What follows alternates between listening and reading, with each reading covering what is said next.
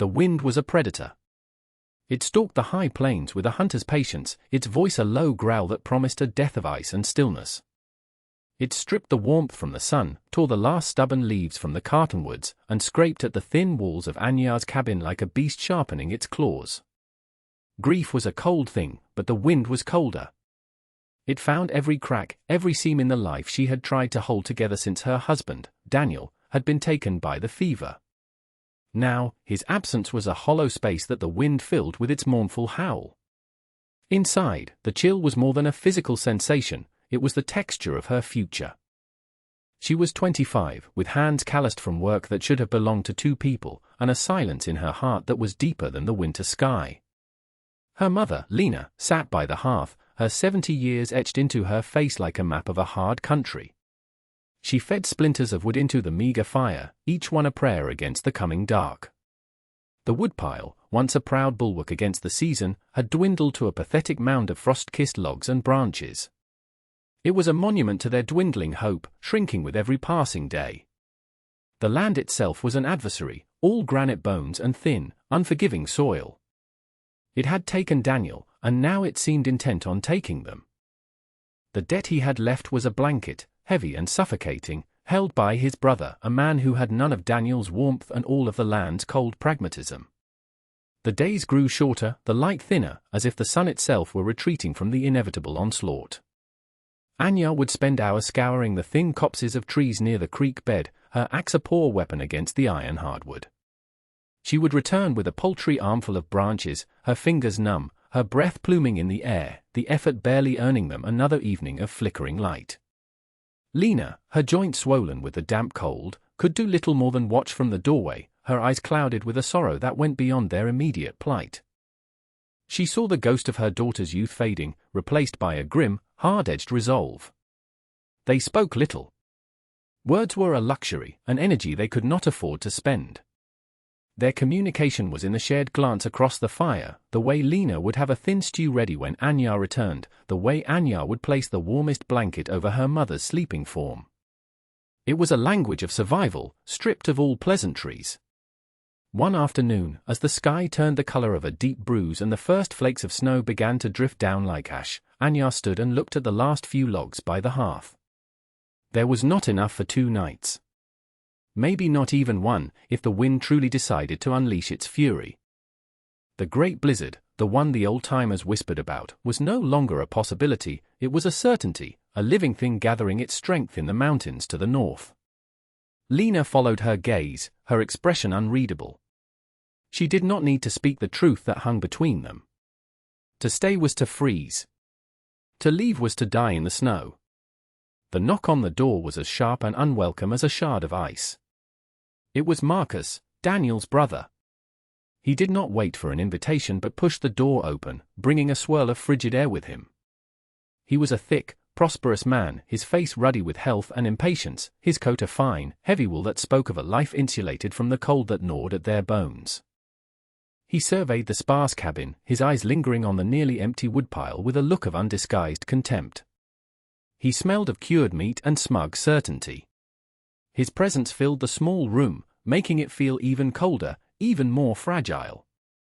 "Still here, then," he said, his voice a flat statement of fact, not a question. He directed the words at Anya, barely acknowledging Lena, who had shrunk back into the shadows by the hearth. Anya straightened her back, her chin lifting in a gesture of defiance that felt frail against his solid presence. "This is our home, Marcus," he gave a short, humorless laugh. "It's a shack on a worthless plot of land. Daniel was a fool for it, and you're a fool for staying. The first real snow will bury you." His gaze swept over her, taking in her worn dress, the fatigue under her eyes. His concern was a thin veneer over a core of pure greed. He wanted the land, not for what it could grow, but for the water rights from the creek. It was the one thing of value Daniel had left. "I'm here to make you a final offer." For Daniel's sake the lie was so bald it was almost comical. $20 for the deed. Enough to get you both to a town with a poorhouse before the passes are snowed in. The insult hung in the air, thick and choking. $20. It was less than the cost of his coat. It was the price of their complete and utter erasure. Anya felt a slow, hot anger begin to burn through the chill of despair. It was a small flame, but it was warmth, and she held on to it. "The land is not for sale," she said, her voice low and steady. Marcus's face hardened, the false sympathy vanishing completely. "Don't be a fool, girl. You're a widow with an old woman to care for. You have nothing. That wood pile won't last the night. What will you burn then? The furniture? Yourselves?" He took a step closer, his shadow falling over her. He was trying to intimidate her, to use their desperation as his weapon. "This isn't a negotiation. It's a mercy. Take the money, or I'll have the sheriff out here to evict you for the debt by spring. Assuming he can find your frozen bodies." Of course, Lena made a small sound from her chair, a pained whisper. Anya did not look at her. She kept her eyes fixed on Marcus, on the cold calculation in his gaze. She remembered a story her own father used to tell, about how the hardest rock breaks not from a single, mighty blow, but from the steady, relentless pressure of ice. Marcus was that pressure. But she would not be the rock that shattered. "Get out," she said. The two words were quiet, but they had the weight of stone. He stared at her, surprised by the force of her will. For a moment, she thought he might strike her. Instead, a cruel smile touched his lips. "Have it your way. When the blizzard comes, and you're huddled in the dark, remember this mercy. Remember that you chose this." He turned and left, slamming the door behind him, leaving them in a silence that was now filled with the echo of his threats. The cold he had brought with him seemed to linger, a poison in the air. The following morning, the world was painted in shades of grey. The sky was a low, oppressive ceiling of cloud, and the wind had fallen to an eerie whisper, a pause that felt more menacing than its previous roar. It was the breath held before the scream. Anya knew they had, at most, a day.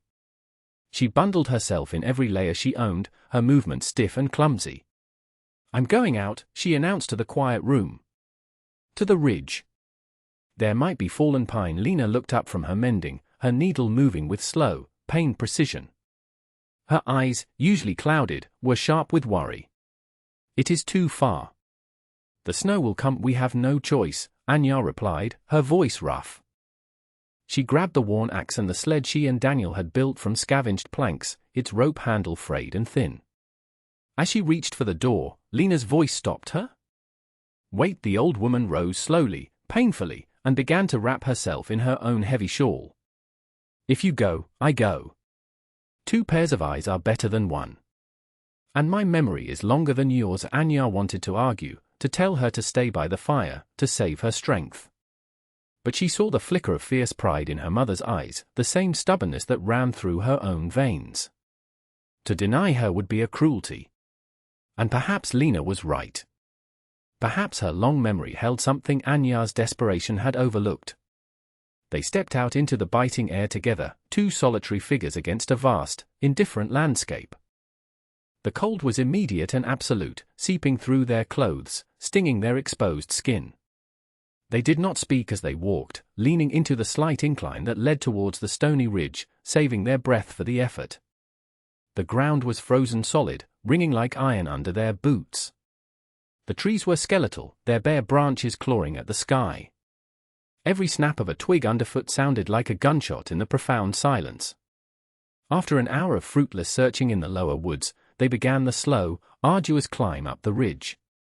The air grew thinner, colder. Anya's lungs burned with each breath. Lena, surprisingly, kept a steady pace, her gaze scanning the terrain with an intensity that Anya had not seen in years. "My grandmother," Lena said suddenly, her voice a thin wisp of sound, "she used to tell a story about the great winter 100 years ago. The snow was so deep it buried cabins to their rooftops." Anya kept walking, half listening, her focus on finding a deadfall, a fallen branch, anything that would burn. "She said the animals vanished," Lena continued, her voice gaining a strange, rhythmic quality, like someone reciting a half-forgotten prayer. "All except the badger and the fox. The people thought it was magic. But her father, he was a wise man. He followed a fox one day, in the teeth of a gale. He saw it disappear right into the side of the mountain. Not a den he could see, just into the rock. Anya paused, leaning on her axe handle to catch her breath. The story felt like a distraction, a fable from a world that had time for such things. It was a den, Mother. A hole in the ground? No, Lena insisted, her eyes fixed on the rock-strewn face of the ridge above them. He went closer. He felt warmth. Like a baker's oven. The mountain was breathing, she said. A warm breath from the deep earth. He learned from the fox. He found a place like it and survived. The story faded into the wind. Anya shook her head. It was just an old tale, the kind people tell to make sense of a world that offers none. A warm breath from the mountain. It was madness. But as she looked at her mother, she saw not the ramblings of old age, but a deep, unshakable conviction. They found nothing. The ridge was swept clean by the wind, a barren spine of rock and stubborn, clinging moss. The promised pine was a lie, a ghost of a memory. Anya's hope, which had been a flickering ember, finally died, leaving only a cold ash of despair. She slumped against a large granite boulder, the useless axe slipping from her numb fingers. The sled was empty. Her body ached with a fatigue so profound it felt like a sickness. It was over. Marcus had been right. They had chosen this. She looked at Lena, who was standing a few paces away, her back to her, strangely still. Her mother was staring at the rock face, a sheer wall of granite fissured with 1,000 tiny cracks. "Mother," Anya said, her voice cracking. "We have to go back. There's nothing here." Lena did not seem to hear her. She took a slow, deliberate step towards the wall, then another. She reached out a trembling, gloved hand and pressed it against the rock. Anya watched, a dull sense of pity welling up inside her. Her mother was lost in her folktales, seeking a magic that did not exist. But then, Lena turned her head, her eyes wide. "Anya! Come here." There was an urgency in her voice that cut through Anya's exhaustion. Reluctantly, she pushed herself off the boulder and trudged over to where her mother stood. "Feel," Lena whispered, her hand still pressed to the stone. Anya sighed, ready to humor her, to play out this last, desperate fantasy before they returned to their cold cabin to die. She placed her own palm against the rock. The shock was immediate, a jolt that traveled up her arm. It was not warm. It was not the heat of a baker's oven. But it was not the soul-stealing cold of every other surface on this mountain. There was a distinct, undeniable lack of chill. It was as if the rock itself were alive, its internal temperature a few crucial degrees above the freezing air. Anya pressed her face closer, her cheek against the stone. She felt for a source, a single point of heat. Her fingers traced the network of cracks until they found one, a dark fissure no wider than her hand, that snaked down towards the base of the rock face, disappearing into a jumble of fallen scree. From this crack, a faint, almost imperceptible current of air flowed. It did not smell of snow or pine. It smelled of deep earth, of dust and stone and something ancient and dry. It was the mountain's breath. The old story, the fable, crashed into her with the force of a physical blow. It was real. "The fox," Anya breathed, the words barely audible. Lena nodded, a slow, solemn affirmation. Her eyes shone with a light that was not just a reflection of the grey sky, but a spark of something Anya had thought long extinguished, a fierce, wild hope. Forgetting the axe, the sled, their exhaustion, they scrambled down to the base of the wall, their hands tearing at the loose rocks and frozen soil around the fissure. The opening was small, clogged with debris from a long-ago rock slide. But the deeper they dug, the stronger the current of mild air became. It was a promise. A whisper from the heart of the earth. It was not a home. It was a hole. But it was warm. And in that moment, for the first time in a long time, that was more than enough. The work was brutal, a punishment for their audacity. Their tools were their bare hands, a flat, sharp-edged stone Anya found, and the handle of the forgotten axe. They clawed at the frozen earth and pulled at the rocks that choked the entrance to the fissure. Their fingers, already numb with cold, were quickly scraped raw, the pain a distant throb against the urgency of their task. The first few hours yielded little, a shallow depression that barely offered shelter from the wind. The sky darkened ominously, and the snow began to fall, no longer in lazy flakes but in a thick, determined curtain. Time was running out. It was then that Abram, the settlement's oldest trapper, saw them. He was checking his lines on the ridge, his face a leathery mask against the weather. He stopped, his brow furrowed in disbelief. He saw two women, a widow and her ancient mother, digging frantically at the base of a cliff as a blizzard bore down on them. It looked like madness. It looked as if they were digging their own graves. He made his way over, his steps heavy with a mixture of pity and concern. "What in God's name are you doing?" he called out, his voice a gravelly rumble.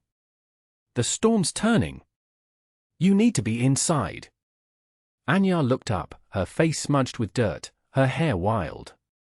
"We are making our inside," she said, her voice tight with effort. Abram stared at the shallow hole, then back at their desperate faces. "That's a tomb, not a shelter. You'll be buried alive or freeze before morning. Come back with me. My cabin's small, but it's tight. You'll be safe." The offer was kind, a lifeline from a world they were trying to leave behind. Anya was tempted. The thought of a warm fire, of solid walls, was a siren's call. But then she felt the steady, gentle flow of air from the crevice, a warmth that was not born of fire but of the earth itself. It was a deeper, more reliable promise. She looked at Lena, who had not stopped her work, her movement slow but relentless. They had come this far. They had found the mountain's breath. To turn back now would be to admit defeat not just to the storm, but to Marcus, to the world that had cast them out. "Thank you, Abram," Anya said, her resolve hardening. "But our place is here." Abram shook his head, a look of profound sadness in his eyes. He saw only two women driven mad by grief and poverty. He did not feel the warmth, he only saw the cold stone. "I can't force you," he said gruffly. "But I'll leave this." He unstrapped a small bundle from his pack. It contained a piece of dried venison, a small tin of lard, and a handful of flint and steel. It was a fortune. "For your journey, then," he said, his meaning clear. He placed it near their pathetic hole, turned, and walked away without another word, a stooped figure quickly swallowed by the thickening snow. Anya watched him go, a lump in her throat. His pity felt almost as sharp as Marcus's scorn. She turned back to the rock. The gift of food was a reprieve, but the true gift was the fire it lit within her. They would not be pitied. They would not be buried. They would live. With renewed ferocity, she attacked the earth, the sharp stone in her hand a weapon against the coming night. As darkness fell, the blizzard descended in its full, terrible majesty. The wind shrieked like a banshee, and the snow became a solid, blinding wall of white. But by then, they were inside. The opening was just large enough for them to crawl through, a narrow passage that led into a wider chamber, a natural bubble in the rock. It was not large, no bigger than their cabin's main room, but it was shielded from the wind, and the air within was still and, blessedly, not frozen. The geothermal warmth was subtle, raising the temperature just enough to keep the bitter edge of death at bay. They worked by the dim light of a single candle, its flame barely flickering in the calm air. The first task was to build a place for a true fire. The chamber sloped upwards, and near the back, a thin, vertical fissure reached towards the surface. A natural chimney. Anya knew it was their only hope. While Lena gathered smaller, flat stones from the floor of the cave, Anya used the axe handle to pry larger, heavier rocks loose from the walls. The sound of their labor was a small, defiant chorus against the muffled roar of the storm outside, the scrape of stone on stone, their own ragged breathing, the grunts of effort. They built a small, U-shaped hearth directly beneath the chimney fissure, carefully stacking the stones to create a solid base and walls. It was crude, primitive, but as Anya fitted the last stone into place, a wave of pride washed over her. It was a hearth. The heart of a home. Next, they turned their attention to survival. Using Abram's flint and steel, and the driest bits of moss and lichen they had scraped from the rocks near the entrance, Anya coaxed a tiny flame to life. She fed it splinters from the sled, which they had dragged inside, breaking it apart piece by painful piece. The wood was their past, and they were burning it to fuel their future. The fire caught, and a thin ribbon of smoke curled upwards and was drawn cleanly into the fissure above. It worked. A wave of radiant heat began to push back the subterranean chill. Lena, meanwhile, was organizing their meager supplies. She found a natural ledge in the rock wall and began stacking their few provisions: Abram's gifted venison, a small sack of potatoes they had brought with them, a bag of dried beans. She arranged the items with the same care she would have used in her own kitchen pantry. It was an act of faith, a declaration that they would be here long enough to need shelves. Anya watched her mother, a silhouette moving in the firelight, and saw not a frail old woman, but an architect of survival. The last task was a bed. They gathered the driest soil and scree from the corners of the chamber, piling it against one wall to create a raised platform, insulating them from the cold stone floor. Over this, they laid their blankets and shawls.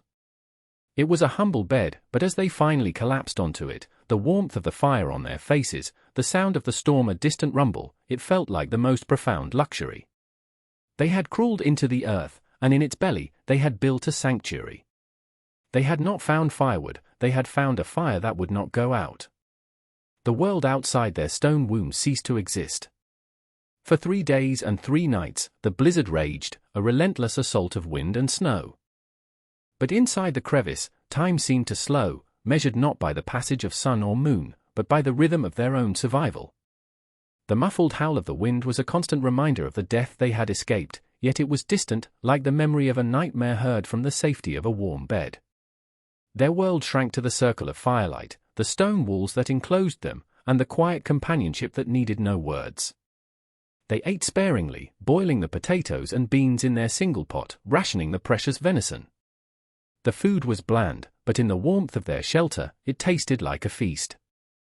The warmth from the earth was their constant, a low-grade, persistent energy that kept the deep-seated chill from their bones, meaning their small fire did not have to fight the cold alone. During the long hours, Lena's stories returned. She spoke of her grandmother again, not just of her wisdom, but of her stubbornness, her refusal to break. She told Anya tales of their ancestors, people who had faced down droughts and floods, poverty and loss, and had endured.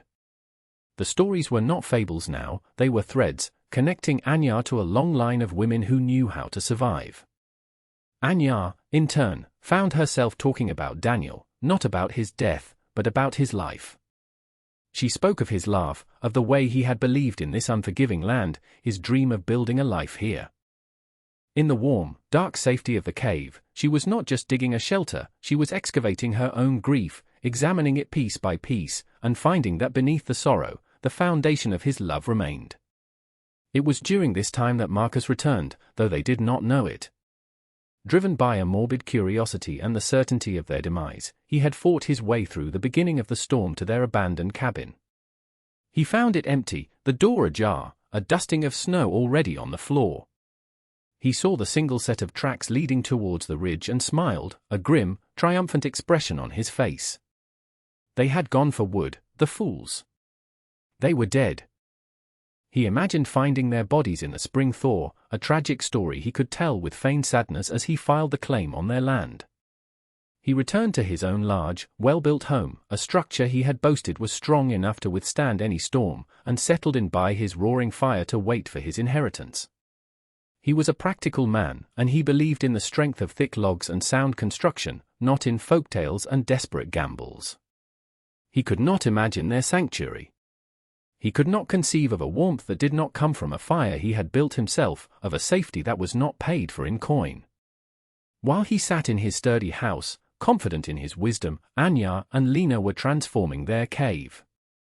They found more flat stones and built a low wall near the entrance, creating a barrier that would trap more heat and keep out any stray drafts.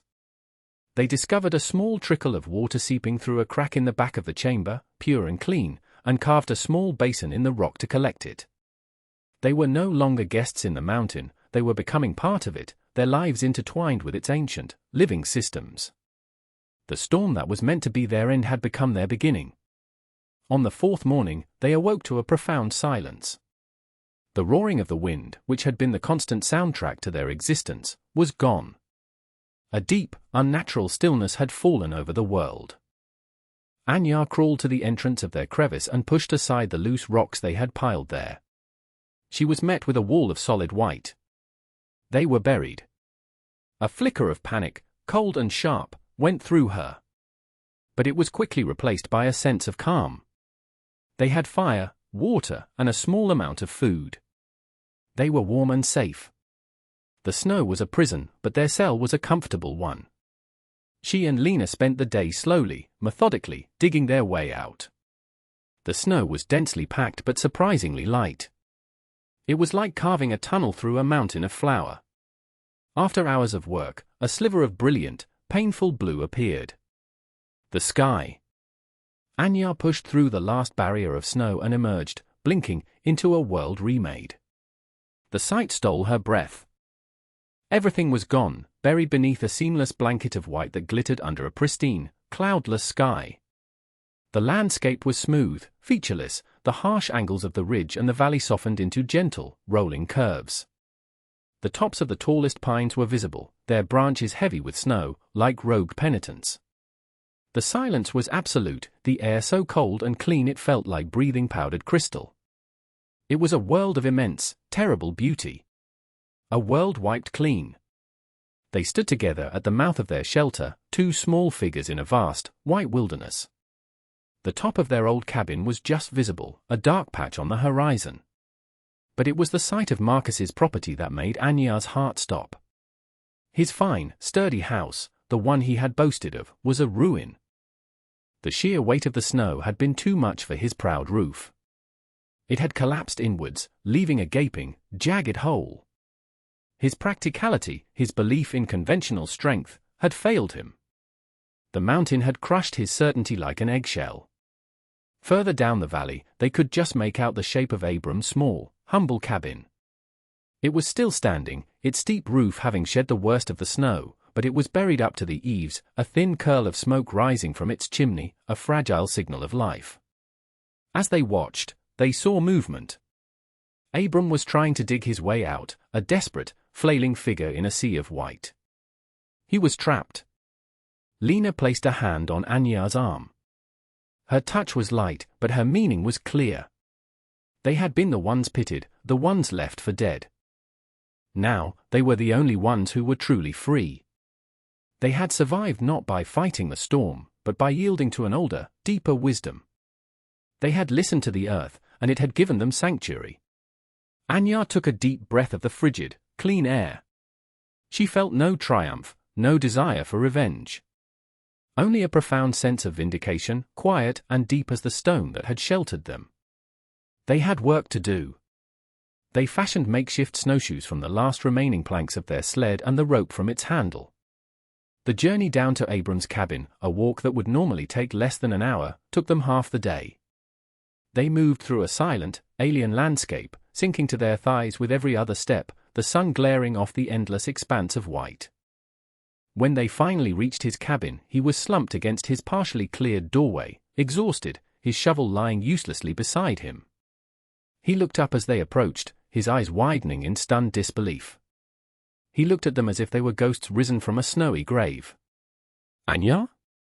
"Lena," he stammered, his voice hoarse. How did you?" The mountain was breathing, Lena said softly, her face serene in the bright sunlight. Abram stared at her, then at Anya, and a slow dawn of understanding began to break across his weathered features. He did not understand the how, but he could not deny the what. They stood before him, alive and well, while the world lay buried.